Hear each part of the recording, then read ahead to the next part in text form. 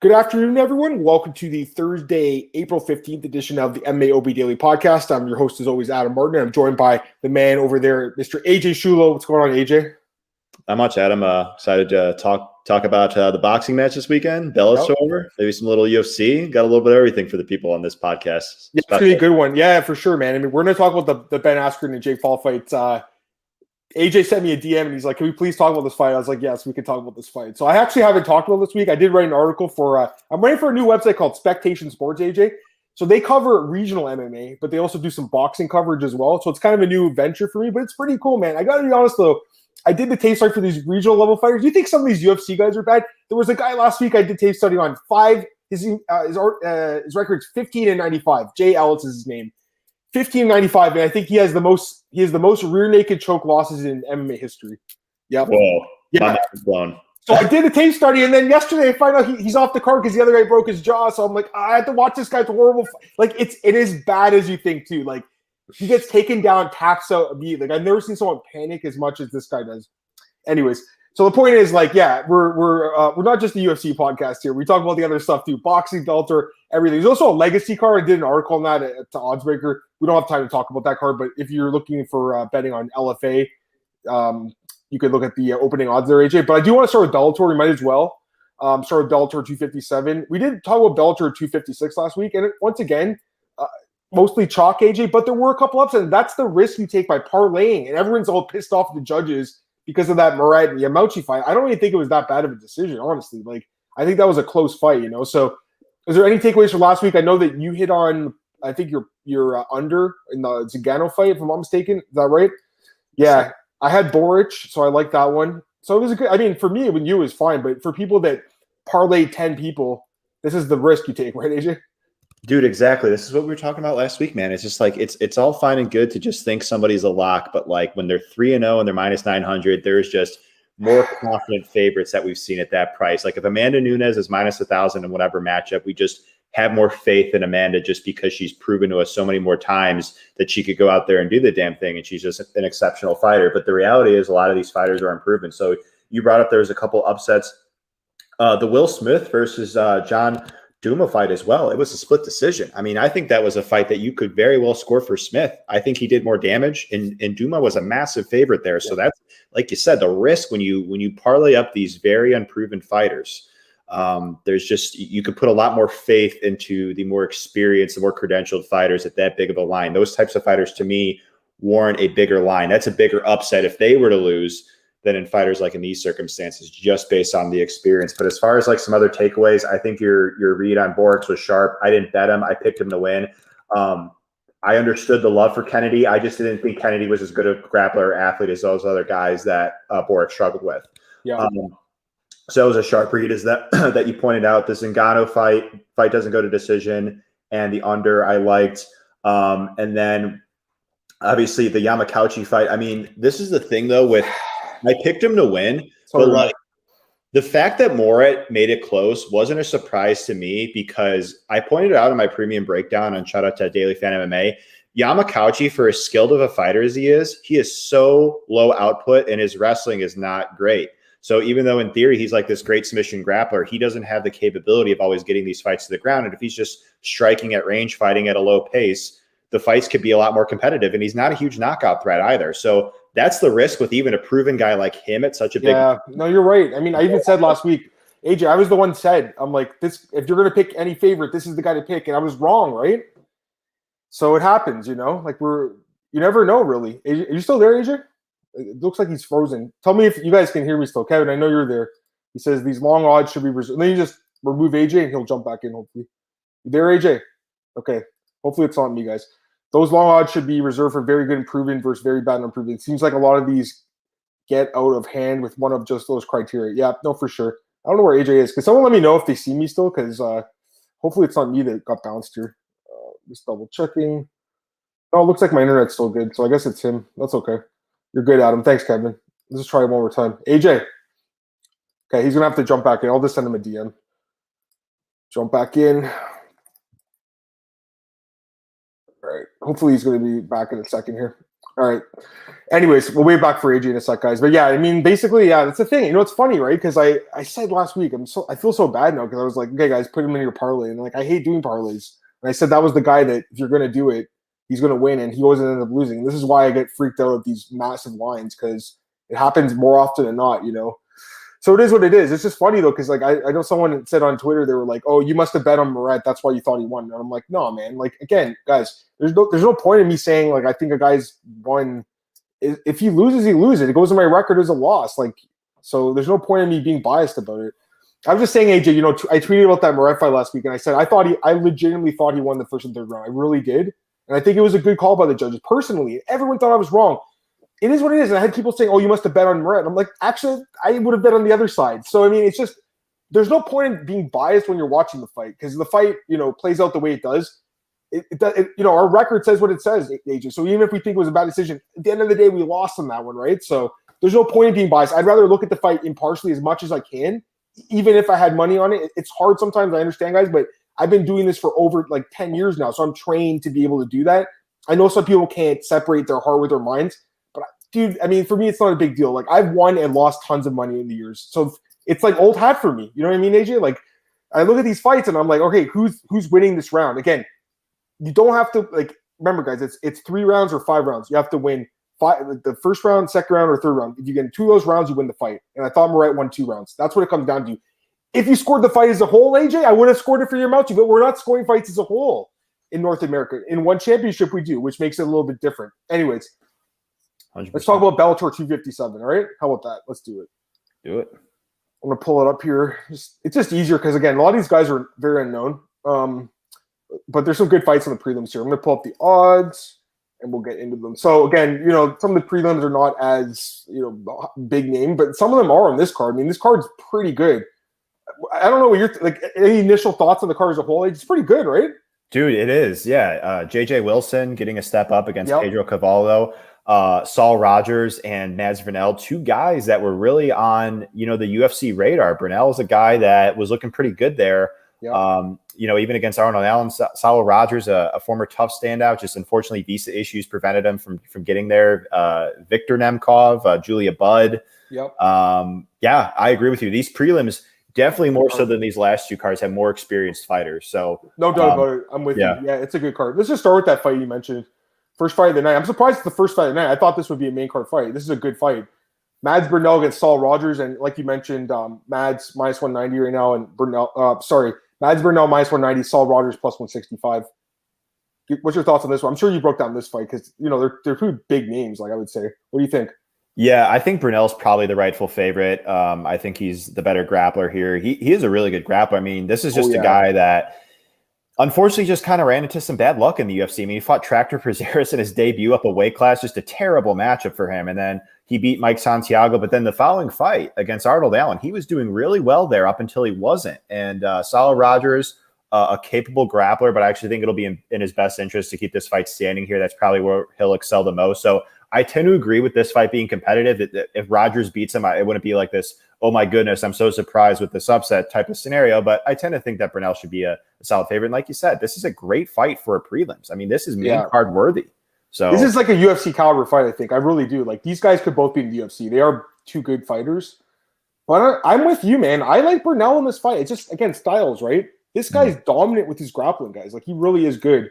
That fight with Arnold Allen you mentioned, he was on his way to winning that fight and got choked out in the 3rd round.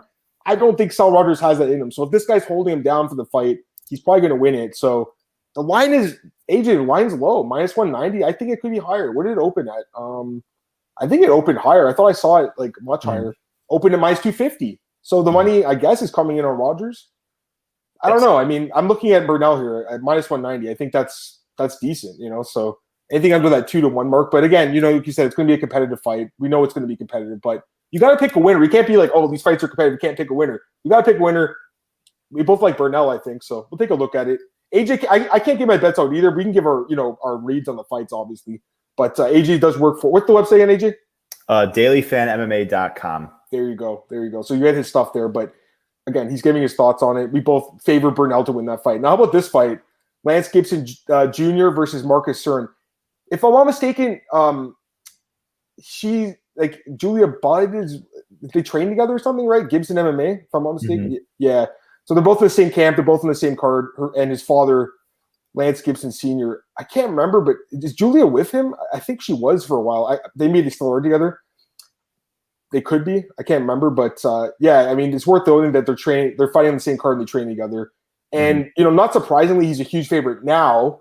AJ, I don't know if you noticed the opening line for this fight, though. They did not get it right because they opened Cern at minus 150 and Gibson Jr. plus 120.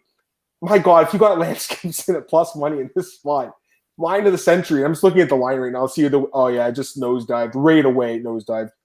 And right now we have minus 600. Wow, it's crazy, eh? Minus 500 and plus 400. Yeah, I mean, this guy's going to roll. Like, this is an easy pick. I don't know what they were thinking with that one. What's your thoughts? Yeah, he probably goes out here and wins.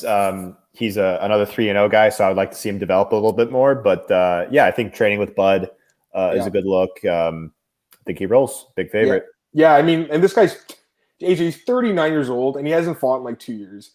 Come on, guys. Like, this is obvious what they're doing here. I don't really know why the odds makers open Cern as the favorite. That one really doesn't. It's kind of confusing me. Maybe it was maybe it's a mistake. That's the only thing I think of. Was that a mistake? Because otherwise, it's. But even if it was, like, why would they only open? Like, just say it was flipped. Why would Gibson Jr. only be minus 150? Right? Like, he should have been like minus 300-400.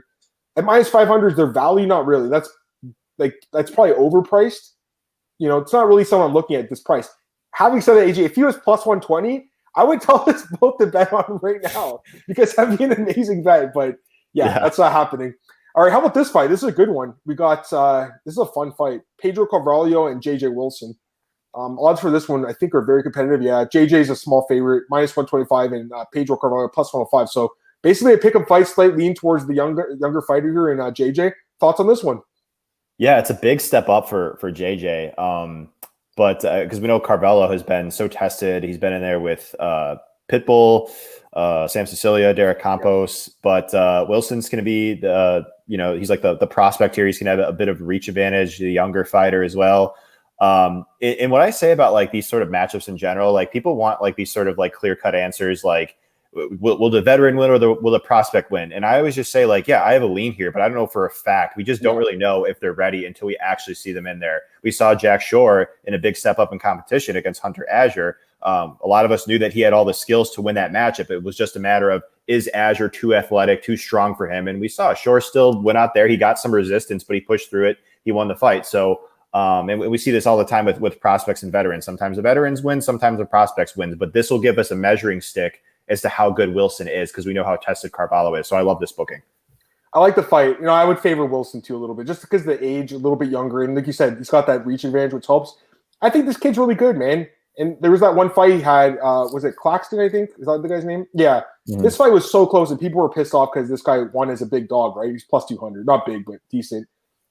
I don't think people knew how good he was, and now he's a big favorite. Look, minus 600 his last fight. Now he's a pick 'em price here, so it's priced right if you like him. I'll tell you that. I'd have to look into it a little bit more, but in general, I'm not convinced Carvalho is a great fighter, honestly, and I think JJ could be. You'd be betting on his upside though, AJ, because we really haven't seen enough of him. But it's an upside play, and I think that's a play you can make sometimes in MMA. For instance, last week I bet on Mackenzie Dern as an upside play. The age advantage, just the improvements I'd seen from fight to fight. That's another thing in MMA. We have to do a lot of guessing. AJ, is this guy going to improve or is he going to regress? And it happens every fight. We have to refigure that. That makes the sport hard to bet on, but it also makes it so much fun to break down the fights, man. Because you got to take a kind of a guess, an educated guess on what way one guy's going. And in this case, I feel like JJ is kind of going this way, AJ, and I feel like Pedro's kind of on the downside. Although, let's be fair to him, he lost to a good fighter, amazing fighter in Pitbull. It's just that I think what I've seen from JJ, he's got some good skills. But again, he's untested, right? Like, what happens if you can't get takedowns and the fight stays in the feet? Then what? So that's the problem here. That's the risk with it. All right, how about this fight? Victor Nemkov and Carl Albrechtsen. Nemkov is Vadim Nemkov's brother, so it's worth mentioning that. Right now, odds for this one, Nemkov minus 175, Albrechtsen plus 155. Any thoughts on this fight? Yeah, Albrechtsen's one of these guys that's just like really tested. He's been in there with Davis and Vadim Nemkov. I don't know, I was trying to blank, but he beat Vadim. I mean, it was a while ago, and I think Vadim's gotten a lot better since. Yeah.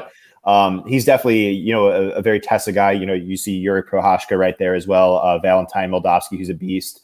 So this is an interesting booking. I think the odds are rightfully close for a reason.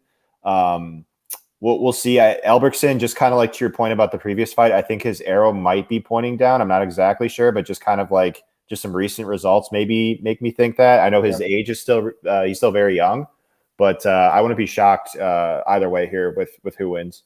Yeah, this is a tough one. Honestly, this is tough. Nemkov, I'm pretty familiar with him, man. I mean, I watched M1 back in the day. My boy Vinny Mogulas submitted him with a Gogo Plata. If you can find a video of that one, AJ, that's a fun one to watch.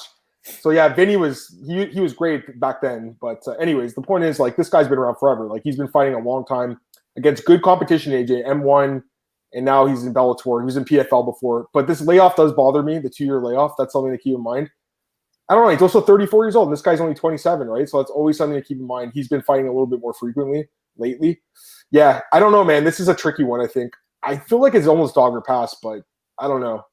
It's a tough fight to call. I don't have a ton of interest betting on it. I feel like it's closer than the odds are indicating. Would you agree with that, or do you think the odds are justified?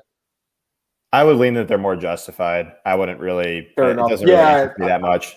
I don't have a ton of interest in betting on it. Like, I'm almost trying to convince myself the dog has a shot here. He might, but again, I'd rather bet on something that I had like more of a good feeling about. You know what I mean, AJ? Again, there's 13 fights in this card. We don't have to bet on all 13 of them. This one I'll just watch. Exactly. That's how I feel every card. Yep. All right, Raymond Daniels and Peter Stewanik. All right, so did you watch the first fight between the two guys? No, I didn't. Please tell. It was the worst groin kick I've ever seen in my life. The poor guy got absolutely blasted. I think it was twice. It was a no contest, right? Where is it? Yeah, it was brutal. Like one of those and the worst part was he threw a low kick, and then a second later threw another one and blasted this dude. So, yeah, I mean, hopefully this guy's nuts are okay now because, man, he took him hard. And then, I mean, imagine getting spinning back kick by Raymond Daniels in the nuts. Like, that would hurt really bad, right? Oh, it was that fight. I do remember this. Okay. Yeah. Okay. And he went down. He was, like, crying and stuff. Like, it was really bad. It was one of the worst I've ever seen. Anyways, the odds for this fight, guys, very close. Or, sorry, I think they opened close. Excuse me. Yeah, they opened Stewanik as the favorite and Daniels as the underdog. And now the line is flipped again.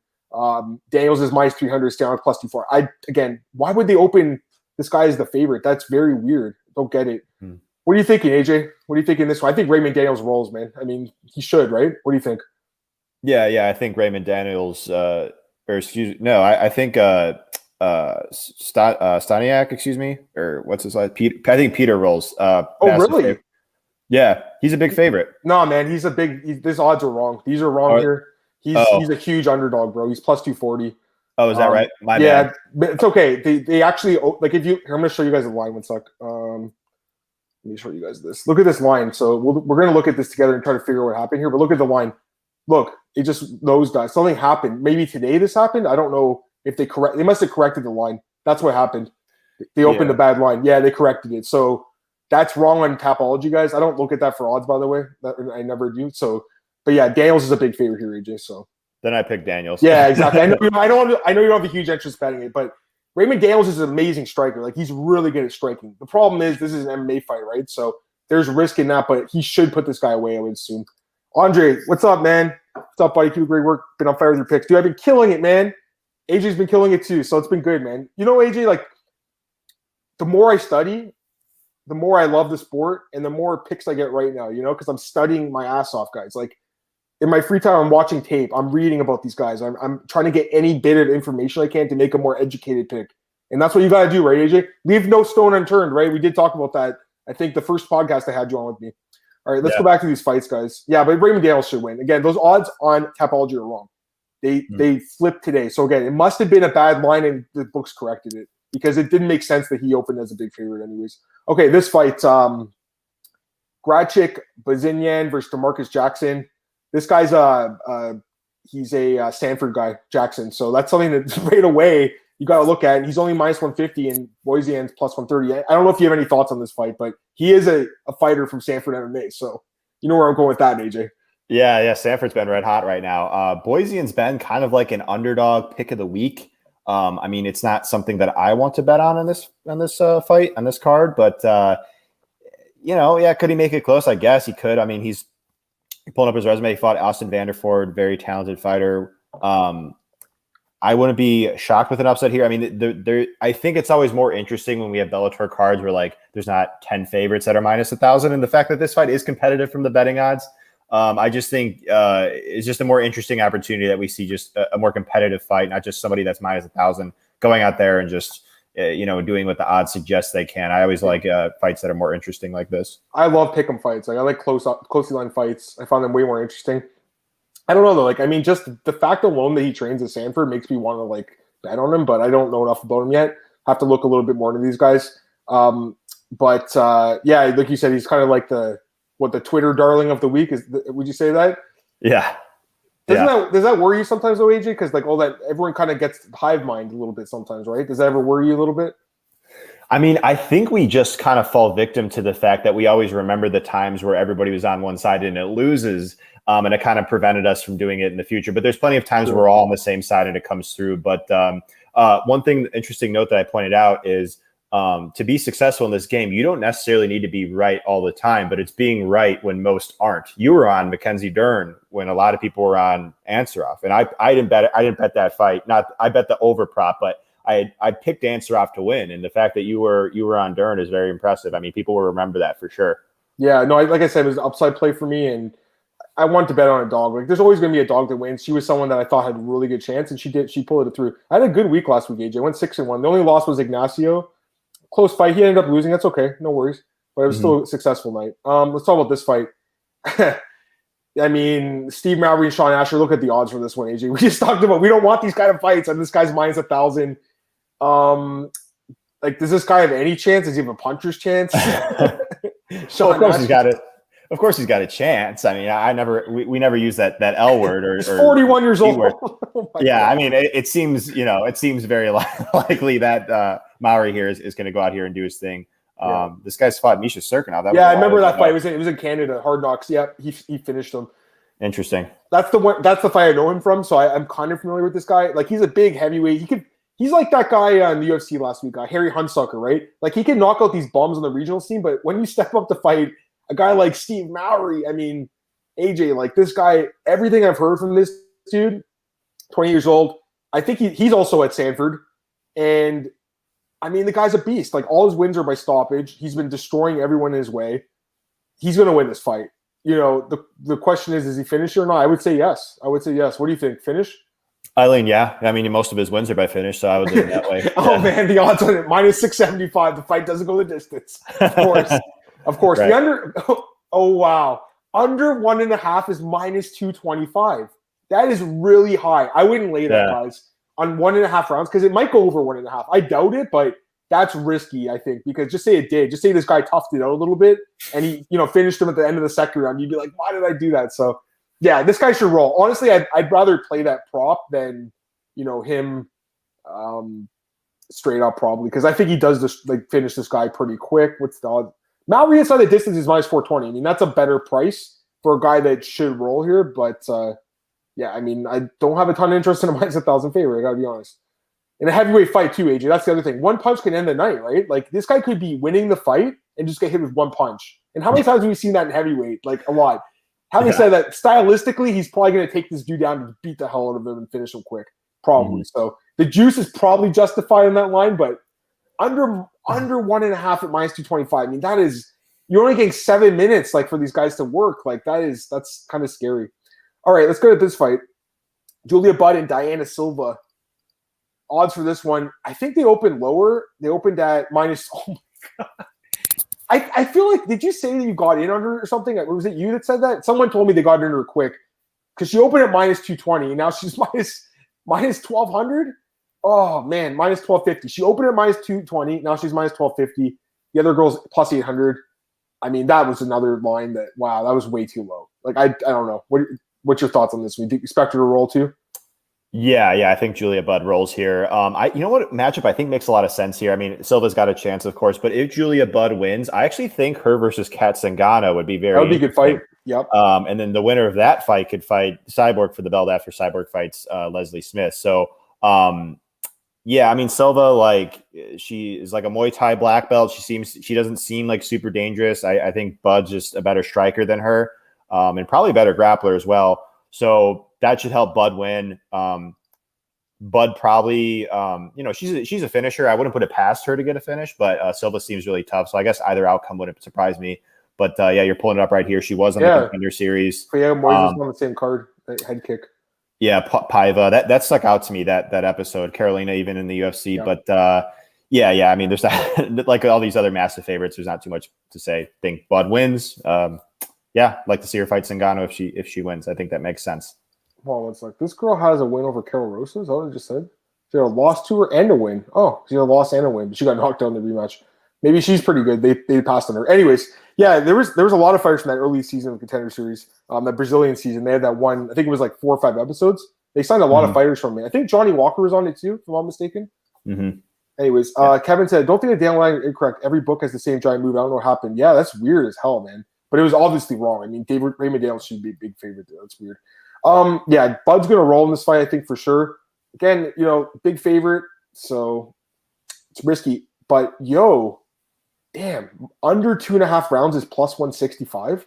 That's crazy because I think she could have a finish in this fight. It's possible. She finishes a lot of her fights, right? Like I would say a plus money. That's something you could look at. She didn't win her. Yeah, she wins decisions too.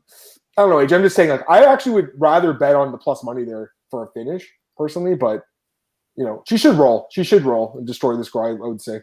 At the current line, I agree with you because we were talking about with like Zingano last week as such a big favorite. So like anytime there's like a wide skill gap, even if like one fighter is historically pretty tough to finish, there could just be a finish just based on the skill gap. The Zingano finish did not happen like how I thought it was. I thought Zingano was just going to get the rear naked choke when she had her back, but it took a reversal and then she threw up the armbar. And hey, by the whatever they say, by any means necessary. Oh, right? Of course, so. I think you would have got that. I mean, that was pretty early. You would have had that one, but yeah, like you said, this girl's lost all her fights by decision, right?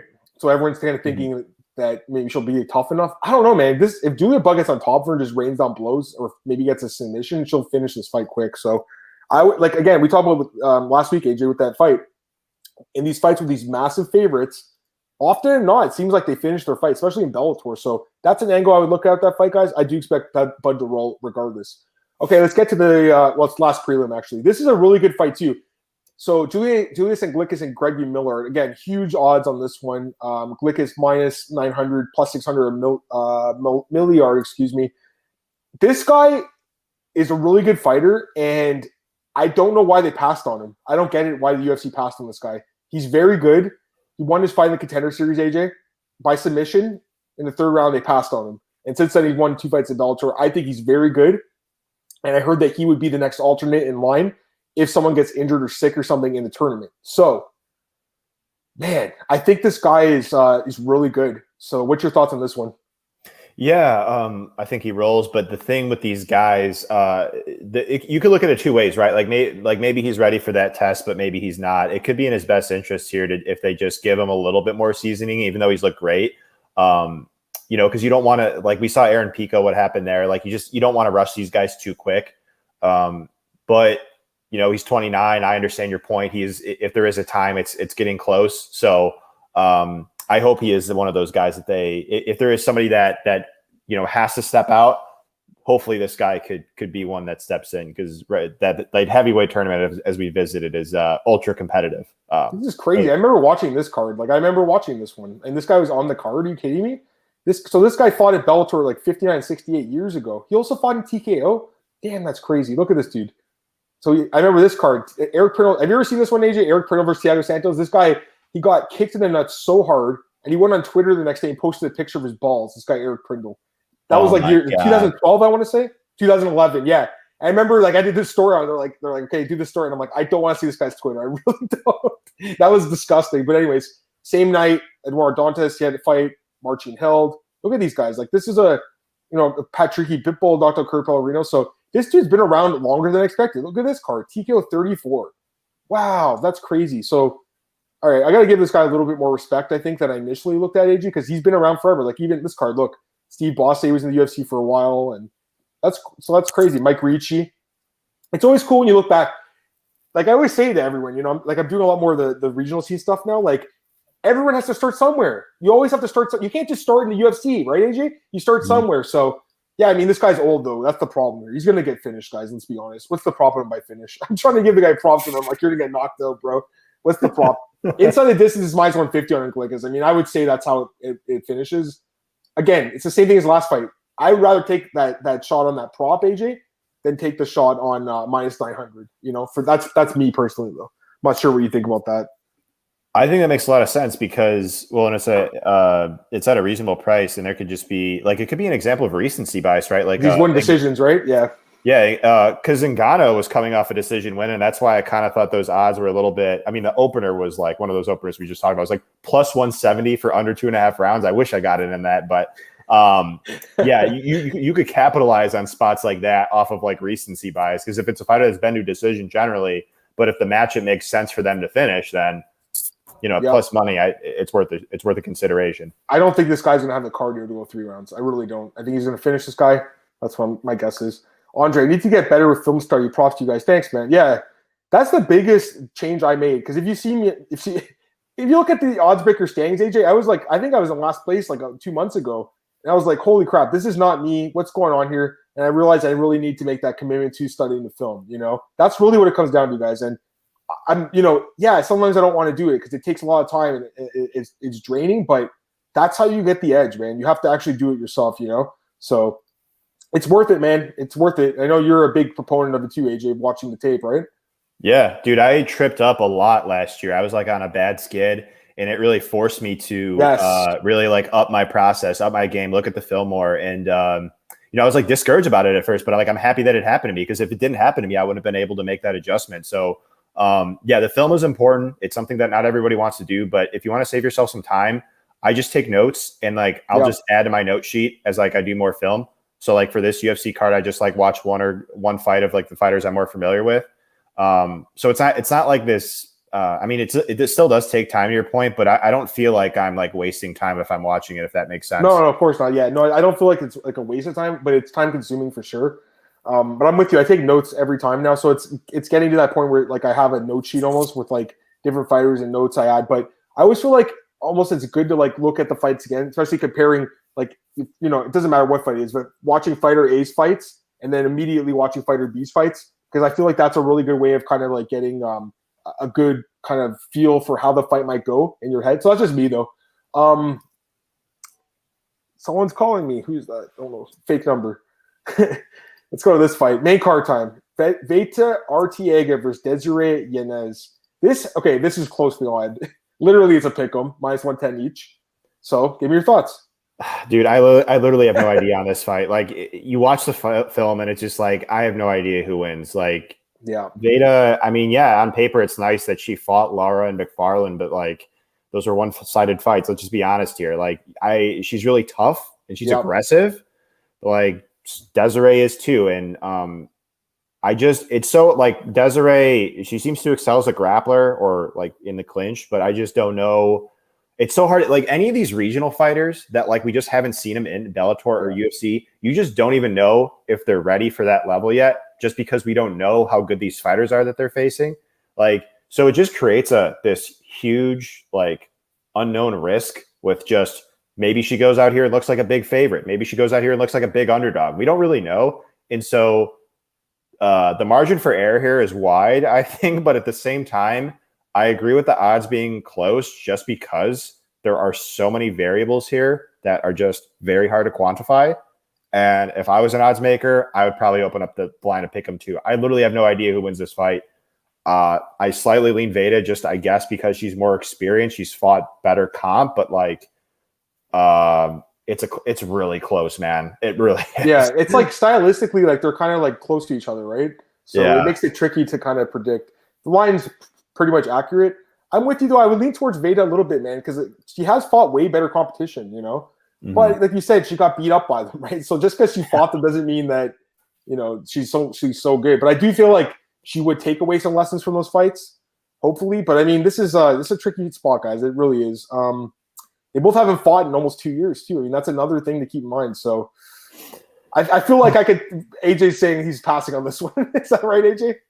Yeah. Hey, I mean, I never want to bet on fights where, like you said, you want to have fights that you just feel good about. Like, I don't want to throw flyers out there. I mean, you could do that in DFS. If you're a DFS guy, I mean, you could take chances all day. You could make, I mean, game theory suggests that you could just take shots on anybody, right? It's just a matter of how much exposure you want to them, how many lineups you're making, et cetera. So if I'm going a little crazy with like the dart throws, I would more so do that in DFS rather than what I would do in a betting scenario. Yeah, that's fair. So I think we both lean towards Artiga, but it's close. All right, Paul Daly versus Sabo Masi. It's at 175, which is, I don't know why Bellator does these catchweight fights. Like, it's kind of weird to me.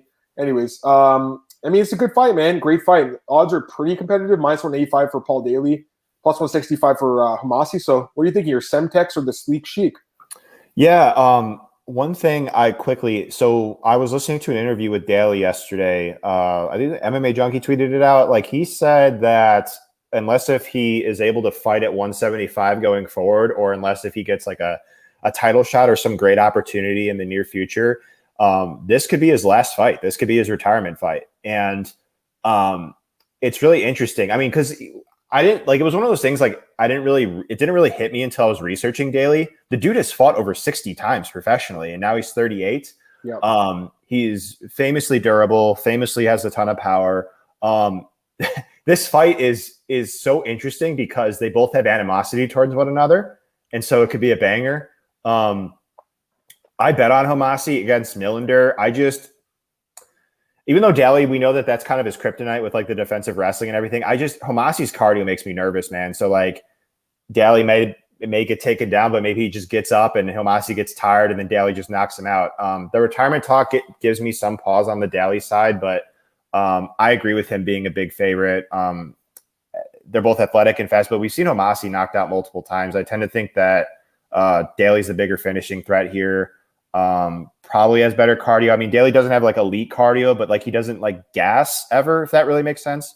But yeah, he's got holes in his game. We saw the Eric Silva fight. I bet on him there, but it was like a sweat in round one because he got taken down and got his back taken. So Daly's he's always been like one of these guys that like he's very reliant on knocking people out, but that said, he's great at it. He's got 33 professional wins by knockout. So his style has got him a lot of wins. You're looking here over 40 wins professionally. That's very impressive. So he's always a fun guy to watch. A win over Larkin is super impressive. Yeah, he's a beast. I mean, he really is. It's just a shame what happened. I don't know if you ever saw that fight. You ever see the fight with Josh Koscheck where he punched her after the bell? You ever seen that, AJ? Yeah. Yeah. Mm-hmm. Dana White was so pissed off at him and cut him right away. But I mean, I think that was a huge mistake because he ended up having look at the beat. Like, he beat Masvidal 2 fights later after he got cut. You know, I know that's a different Masvidal, but like, that's just the point is, like, look at he's fought everyone. Nick Diaz, Tyron Woodley, like, he's been around forever. And what I like about him, he's still winning fights, you know? So I got a lot of respect for this guy, man. Like, he's been around forever, and he's still winning fights, guys. Like, it's incredible. I remember him 10 years ago. I really do. So what he's doing now at age 38, and he's still beating guys, like, it was just it was 4 years ago now, AJ, but still, that's an impressive win, right? Mm-hmm. I have a lot of concerns about Homasi's chin, too. I mean, we saw him in the UFC get chin checked 3 times. The one fight was a really bad stoppage by Herb Dean. I'm sure you've seen that one. Very early stoppage, but the other 2 were legit, and his chin worries me. He's been knocked out a bunch of times. I lean towards Daly in this fight, guys. But I will say this. I have a feeling it might be a more grappling-based fight than people are expecting it to be. I don't know if it's going to be a stand-up brawl, AJ. I feel like Homasi's going to press the wrestling, and I feel like Daly, he looked pretty good in the wrestling department against Michael Page, I thought, you know? So he might be willing to kind of grapple a little bit more than we expect in this fight. I'm not sure you're thinking about that. Like, do you just think it's going to be a brawl, or do you think they're going to grapple a little bit more? Well, I think Homasi could look to grapple. I think that's a more clear path to victory for him. Daly, it was nice that he did that against MVP, but like, the following fight against Eric Silva, he was still taken down there twice from the body lock and controlled. So I think that Daly's going to try and stand and bang. Maybe he feels it's his last hurrah, wants to end with a knockout. I don't really know, but I tend to think that if there's a fighter more willing to grapple here, it would be Homasi. I just think it makes more sense stylistically. I'm with you. And gets Kevin's comment. I feel bad for Homasi, victim of the worst early stoppage in history. I still think the worst one was, there's been a few bad ones, but Ankalev and Kutalaba was pretty bad. I mean, that was really bad. Remember that one, AJ, the first one? That was last year?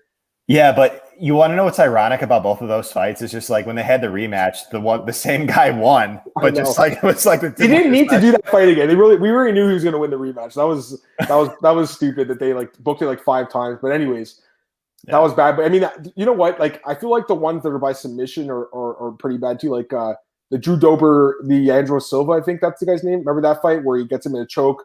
Drew Dober's in top control. He just puts his arm around his head and the referee stopped the fight. It was so bad that they overturned it. Even though they usually will back the ref, the British Commission overturned it. And then the other one was in Vancouver, UFC 115. I think Yves Levine was the ref, and Yves is a pretty good ref, but there was a fight between Mac Danzig and Matt Wyman, and he, again, put his arm around for a choke, and the referee stopped it, and the guy wasn't out. That's a risk. But, it's such a hard job, a referee, like it's a split-the-second decision. I try not to give them too much shit because I think it's a pretty tough job. But sometimes, like that Homasi, the Herb Dean, he was the ref in that fight. Herb Dean has really slipped up lately. Like, I feel like he's off his game. Okay. I got this question quickly from Prozac Nation. Hey, what's going on, man? Did you give prediction for Askren? Ben already, obviously. We'll give it in a few minutes. We're just going to have 2 more fights and we'll give it. We got 15 minutes left of the show. All right, let's get to this fight. 2 more fights, AJ. Corey Anderson versus, let me try it again. Dovletdzhan Yagshimuradov. That's it. Yagshimuradov.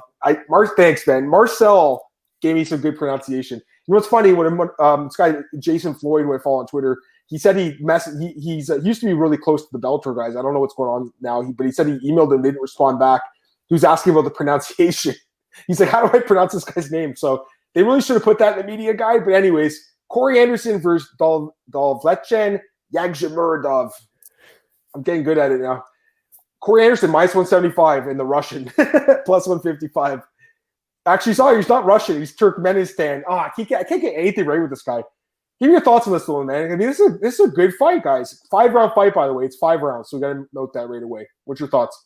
Dude, you want to know what I realized with this light heavyweight tournament is like all these guys are really good wrestlers, except for Machida. Machida was the only guy that did not come from a strong wrestling background, and these guys are obviously no exception. So, like, the reason, like, when you look at tape, it's hard not to think that Anderson's just, like, better than him, and he's got better cardio and better pace. But, like, the reason why we see the odds are the way they are is because, like, Yagshimuradov, he seems to have big power in his hands. I've watched a couple of his knockouts. He seems to have that one-shot KO power. And we've seen with Anderson, man, it's been the culprit to all of his losses. Like, he's been knocked out. But, like, even if, like, going back and watching his fights with, like, Ilir Latifi, he lost round 1 because he got hurt. And then even if we want to go back to Mauricio Shogun Rua, he lost a split because he got hurt on 2 separate occasions in 2 rounds, and that helped 2 judges give him the fight, or give Rua the fight. So that's always a risk with Anderson because, like, I bet him against Blachowicz, and, like, it's always, like, anytime, and it's one of those fights that was, like, a lesson learned. Like, I want to bet on fighters from here on out that I have faith in their durability and cardio for 15 minutes that could hold up.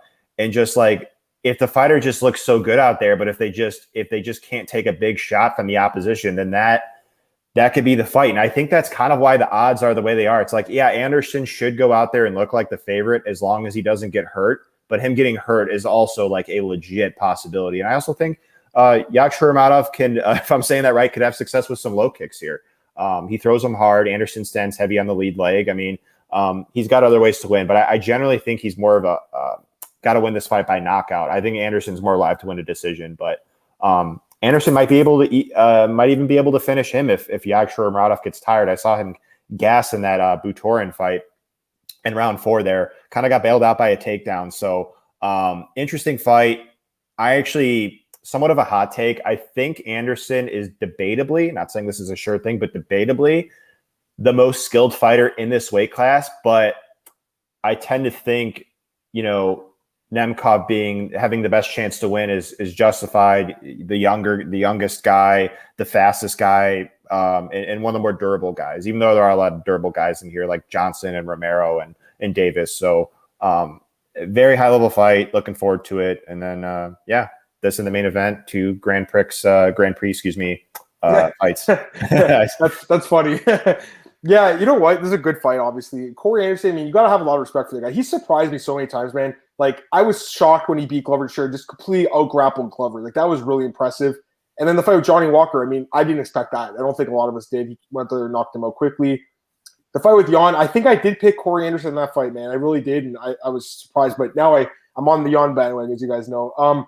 this fight is, I mean, there's no point even talking about that fight. It was a joke. It was obviously meant to give him a win against a guy who literally cannot stop a takedown. So I've got to be honest, man. I'm looking at the dog here, AJ. I am looking at Yagshimuradov. I think he can possibly knock this guy out. I really do. He has so much power in his hands. Like, and it's like one of those guys, he hits you hard, like you go down like a sack of bricks. The problem is I don't have enough information about this stuff. That's what I'm worried about, AJ, because I love looking at that stuff, the reach, the height. I don't know. Like, is he going to be big enough? Like, is he like a light heavyweight, like as big as Corey? Because Corey Anderson's a big dude with a long reach and good wrestling. So there's risk here, but I think of the 4 fights, this one probably has the best chance for an upset of the 4 quarterfinal fights, although one's a pick 'em. But I feel like this guy has a chance because he has a clear path with knockout power. So, yeah, I think the odds are right. I would say they're definitely right. Corey should be favored, AJ. I think that's right. But I'm looking at the dog here. So that's my thoughts on it, man. I was impressed by his tape. I mean, he can wrestle too. That's the thing. He can actually wrestle too. Like, he's slammed dudes down. Like, he picks them up and slams them down. But again, the level of competition worries me a little bit, right? Like, you're taking a guess on this guy. You are taking a guess on him too. Is he as good as these guys in the UFC and Bellator? It's possible. We just saw last week with Demetrius Johnson getting knocked out. Like, we saw there are good fighters all over the world, AJ. This guy might be one of them. So I think it's dog or pass, personally. I personally do. But it's risky too, because I mean, this guy is definitely unproven at this level. But I would say it's dog or pass because I don't trust Corey Anderson's chin at all, AJ. And I think if this guy hits him hard, he can finish him quickly. All right. Vadim Nemkov and Phil Davis, main event of the evening. This is for the belt. It's a rematch. They fought 2017, and Vadim won a split decision. It was a very close fight. I'm sure you watched that one back, AJ. They're going at it again now, and Vadim Nemkov is a decent-sized favorite, -210. Phil Davis, Mr. Wonderful, +175. Give me your thoughts on this fight, man. Yeah, to go back on the Facebook streets to find the replay of the first fight, but got there. Yeah, you know, an interesting stat that I'm sure you came across, but I'm more so saying this for the viewer's sake is, and I most recently came across it, is the fighter that won the first booking that is favored in the rematch tends to win much more often than not. I got to give credit to Oddshark. I believe they were the one that published that article, but that's an interesting stat. And that, you know, obviously we just saw Bader beat Machida in a rematch when he lost the first time. So I don't want the people to take that as like, oh, for sure, Nemkov is going to win. I just thought it was an interesting nugget. But the takeaways that I saw in the first fight were that Nemkov was just faster and he was throwing more volume. He was really pushing Davis back a lot. And Davis just, you know, he's athletic enough, technical enough to compete with everybody, I think. But he doesn't fight at a high pace. And I'm kind of worried about him regressing. Like, he's 36 now.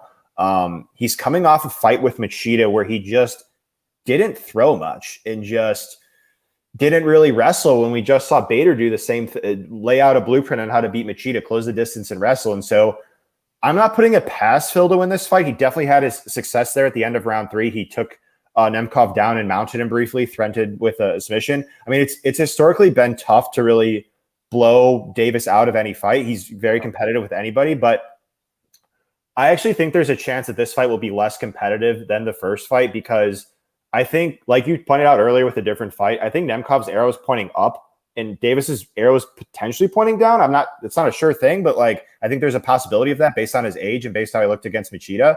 So,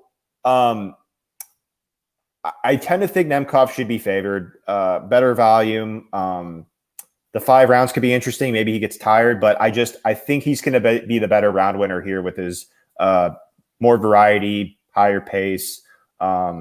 Davis is very tough to finish, so I wouldn't expect a finish here from Nemkov, but it should be one that I think is going to be competitive, but it could be very clear in favor of Nemkov. Yeah. You know what? I was at this fight. This was the first UFC I ever saw. UFC 123. The first one I ever went to. I drove with my buddies from Toronto to Detroit. Look at this, 2010. It was the first one I ever saw in person. BJ Penn, I work for his website now. He knocked out Matt Hughes in 23 seconds.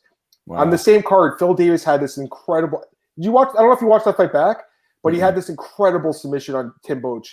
It says Kimura here. They called it like a Mr. Wonderful submission at the time. Like the Mr. Wonderful bar or something, the Wonder Bar, I think they called it. Like, it was this weird-ass submission. I'm going to see if I can find a picture of it. Wonder Bar submission. Let's see if I can find it. It was so crazy. The Mr. Wonderful submission.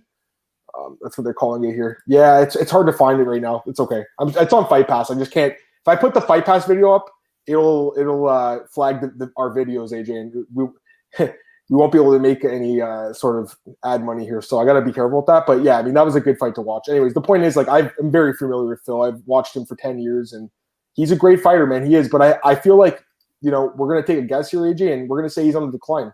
I really feel like it's a guess. I think he is. He's 36. At some point, he's going to slow down. This guy's 28 years old. He's an absolute beast. He destroyed Ryan Bader, made him look like an amateur. And he's got some other good wins. Like, I mean, it's not as good now, but Philippe Lin's a few years ago was a good win. McGeary.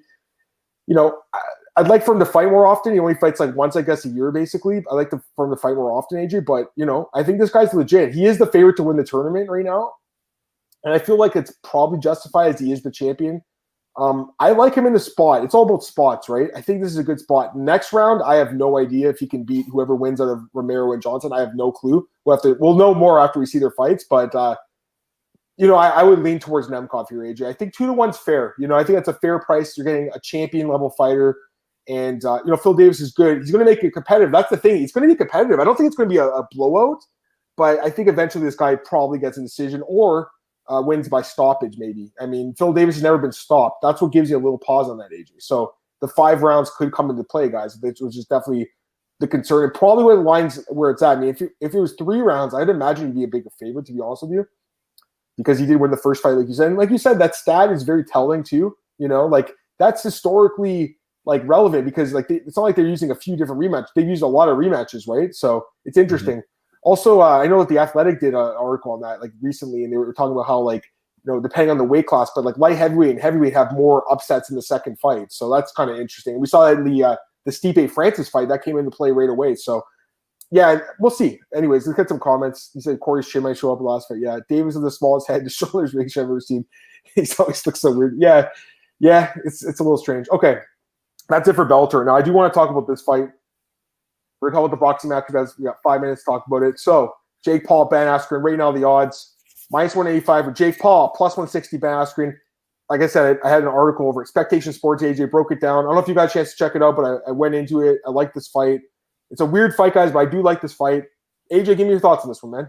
I'll have to check out your article. But, yeah, I just got done filming this after before we got on here. But I think Paul rolls. I think he probably goes out here and gets a quick knockout. I mean, when you watch film on these two, it's obvious Paul's faster, I think. I think his punches are more technical. His footwork is better. He understands, like, circular movement. I think his power is more compelling. And you're a reach guy. Paul's got 4 inches of reach here. I know you like that. I like it, too.